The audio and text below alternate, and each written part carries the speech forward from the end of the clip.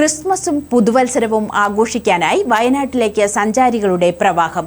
മുൻ വർഷത്തേക്കാൾ കൂടുതൽ സഞ്ചാരികൾ ജില്ലയിലേക്ക് എത്തുന്നതായി കണക്കുകൾ. ജില്ലയിലെ പ്രധാന ടൂറിസം സ്ഥാപനങ്ങളിലെല്ലാം തന്നെ ബുക്കിംഗ് ഏറെക്കുറെ പൂർത്തിയായി. സ്വകാര്യ മേഖലയിൽ കൂടുതൽ വിനോദസഞ്ചാര കേന്ദ്രങ്ങൾ പ്രവർത്തനം തുടങ്ങിയതാണ് വിനോദസഞ്ചാരികൾ കൂട്ടത്തോടെ വയനാട്ടിലേക്ക് എത്താൻ കാരണമാകുന്നത്. പൂജ അവധിയിൽ വയനാട്ടിലേക്ക് വിനോദസഞ്ചാരികൾ കൂട്ടമായി എത്തിയതിന് സമാനമാണ് ഇപ്പോഴത്തെ കാഴ്ച. കർണാടക, തമിഴ്നാട് കൂടാതെ കേരളത്തിലെ വിവിധ ജില്ലകളിൽ നിന്നുള്ള വിനോദസഞ്ചാരികളാണ് കൂടുതലായും വയനാട്ടിലേക്ക് എത്തുന്നത്. സഞ്ചാരികളുടെ എണ്ണക്കൂടുതൽ കാരണം രൂക്ഷമായ ഗതാഗതക്കുരുക്കും അനുഭവപ്പെടുന്നുണ്ട്. താമരശ്ശേരി ചുരത്തിലാണ് കൂടുതൽ കുരുക്ക്. വാഹനത്തിരക്ക് കാരണം ചുരം കടന്നു കിട്ടാൻ മണിക്കൂറുകൾ തന്നെ എടുക്കുകയാണെന്ന് ഡ്രൈവർമാർ പറയുന്നു.